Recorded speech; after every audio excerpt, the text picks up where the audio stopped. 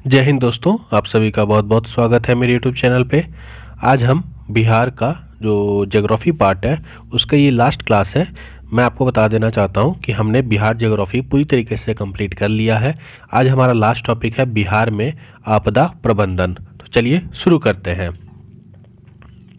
बिहार एक मैदानी राज्य है जहाँ की मुख्य आपदा बाढ़ है। तो आपको पता है कि बिहार में हर साल बाढ़ आता है और इसके चलते बिहार की जो उत्तर वाला पोर्शन है आपका बिहार का नॉर्थ साइड, वहाँ पर बहुत सारे लोग इससे पीड़ित होते हैं। इसके अतिरिक्त बिहार में सूखा, भूकंप, चक्रवात और लू जैसी आपदाओं से भी लोगों को पीड़ित होना पड़ता है। अगर हम बाढ़ की बात करें तो बिहार के 38 जिलों में से 28 जिले बाढ़ प्रभावित हैं।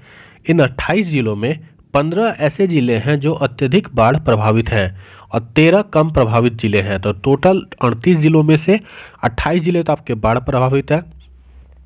बाढ़ का अत्यधिक प्रभाव उत्तर बिहार में, अभी बता ही रहा था आपको, नॉर्थ साइड में ज़्यादा देखने को मिलता है। और बिहार का बाढ़ग्रस्त क्षेत्र भारत के कुल क्षेत्र का 16.5% है। तो आप ऐसे ही पता कर सकते हैं कि 16.5% बाढ़ तो सिर्फ बिहार में आती है। अगर हम बात करें अत्यधिक बाढ़ प्रभावित क्षेत्र और कम बाढ़ प्रभावित क्षेत्र, तो अत्यधिक बाढ़ प्रभावित क्षेत्र में 15 जिले आते हैं। कौन कौन से? पूर्वी चंपारण, मुजफ्फरपुर, वैशाली, सीतामढ़ी, शिवहर, दरभंगा, मधुबनी, समस्तीपुर, सहरसा, सुपौल, मेदपुरा, खगड़िया, बेगूसराय, भागलपुर और कटिहार। ये आपके अत्यधिक बाढ़ प्रभावित जिलों में आते हैं। अगर हम बात करें कम बाढ़ प्रभावित जिले जो 13 हैं, उसमें हमारा पश्चिम चंपारण, सारण, सिवान, गोपालगंज, पूर्णिया, किशनगंज, पटना, नालंदा, भोजपुर, बक्सर और लखीसराय, ये ऐसे जिले हैं जहां पर बाढ़ के आने की संभावना थोड़ी सी कम है। बाढ़ आने के मुख्य कारण क्या हैं? बिहार में वर्षा ऋतु के 2 माह में अत्यधिक वर्षा होना पहला कारण। उत्तर बिहार की नदियों में वर्षा ऋतु में अत्यधिक जल प्रवाह होना। और आपको पता है कि नेपाल से जो कोसी नदी का जो प्रवाह है, और ये जो प्रवाह एकदम अनियमित है, जिसके चलते बाढ़ आने की संभावना बिहार के उत्तरी भागों में थोड़ा सा ज़्यादा देखने को मिलती है। बिहार में जल प्रबंधन का अभाव होना, उतना अच्छा जल प्रबंधन डैम सिस्टम उतने बढ़िया नहीं है। तटबंधों का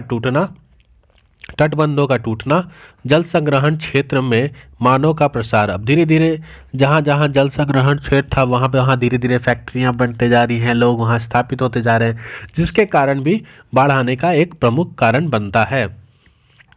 अगर हम बात करें अपने दूसरे पॉइंट की जो है सूखा, तो सूखा की अगर बात करें तो मानसून की अनिश्चितता तथा जल के अवैज्ञानिक दोहन के कारण सूखा आपका उत्पन्न होता है। बिहार का लगभग 20% क्षेत्र सूखे से प्रभावित होता है।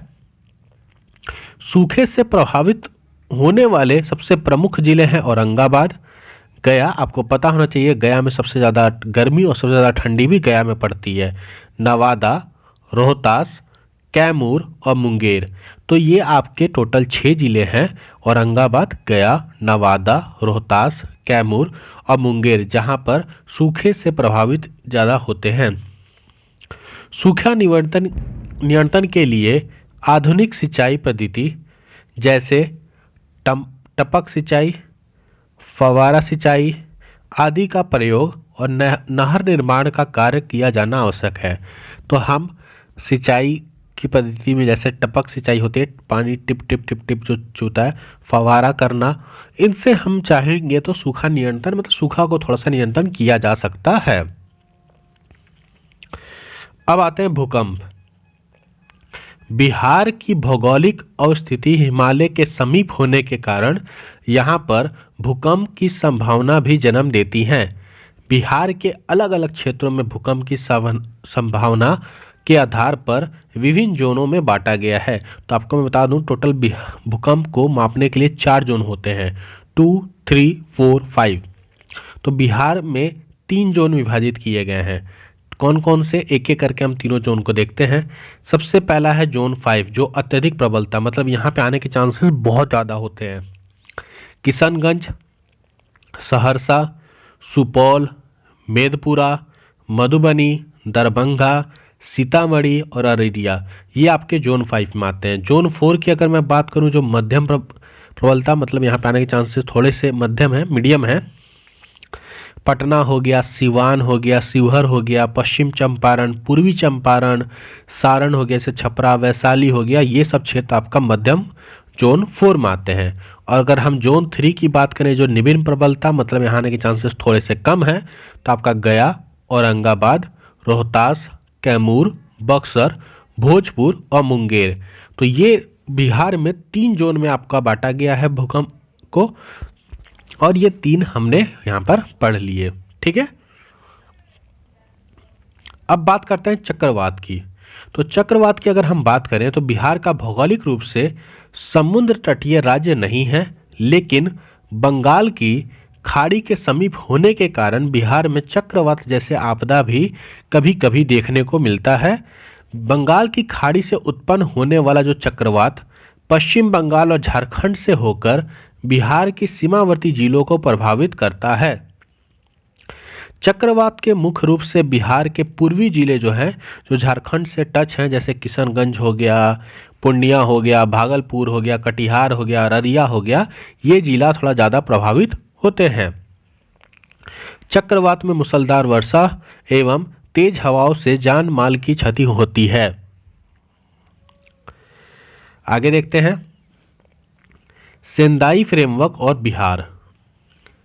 तो अगर हम बात करें सेंदाई फ्रेमवर्क होता क्या है, तो जापान में सेंदाई शहर में मार्च 2015 में आपदा जोखिम में कमी लाने के लिए तीसरा संयुक्त राष्ट्र विश्व शिखर सम्मेलन आयोजित किया गया था।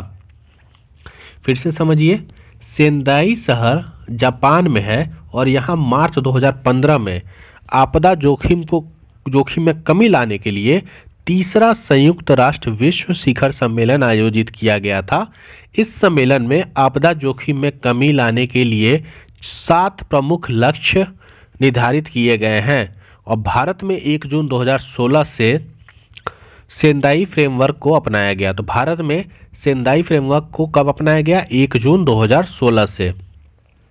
बिहार भारत का पहला राज्य है जिसने सेंदाई फ्रेमवर्क से संबंधित कार्य योजनाओं को लागू किया है। तो ये याद रखिएगा, इंपॉर्टेंट है कि बिहार भारत का पहला राज्य है जिसने सेंदाई फ्रेमवर्क को क्या किया है, कार्य योजनाओं को लागू किया है। भारत में 1 जून 2016 को सेंदाई फ्रेमवर्क को अपनाया गया। सेंदाई शहर जापान में है, जहां पर मार्च 2015 में तीसरा संयुक्त राष्ट्रीय विश्व शिखर सम्मेलन आयोजित किया गया था, जिसमें 7 प्रमुख लक्ष्यों को निर्धारित किए गए थे। बिहार का ज्योग्राफी आपका खत्म हुआ। अब जो हमारी नेक्स्ट क्लास होगी उसमें हम बिहार इकोनॉमिक्स के बारे में पढ़ेंगे। तो हमने अपनी क्लास में अभी तक जो मैंने प्रीवियस पूरे क्लासेस कराए हैं उसमें मैंने बिहार हिस्ट्री आपका करा चुका हूँ। बिहार हिस्ट्री हमारा कंप्लीट हो चुका है और जियोग्राफी भी हमारी कंप्लीट हो चुकी है। तो जो भी बच्चे हिस्ट्री में मैंने आपकी एंशियंट, मेडिवल और मॉडर्न ये तीनों करा चुका हूं और ज्योग्राफी हम टोटल ये चीज़ें कर चुके हैं। अगला हमारा टॉपिक रहेगा बिहार इकोनॉमिक्स, और बिहार इकोनॉमिक्स के साथ ही साथ एक PYQ सीरीज़ भी हमारी चल रही है, तो आप इसको भी फॉलो कीजिएगा, जिससे आप बिहार स्पेशल के प्रीवियस ईयर जो क्वेश्चन पेपर आए थे BPSC में उसको भी आप लगा सकें। तो अगर आपको वीडियो अच्छा लगा तो इस चैनल को सब्सक्राइब करें, वीडियो को लाइक करें, शेयर करें अपने दोस्तों में, और कमेंट करके बताएं कि आपको ये क्लासेस कैसी लग रही हैं। मिलते हैं अपने नए लेक्चर में, नए क्लास में। तब तक के लिए जय हिंद।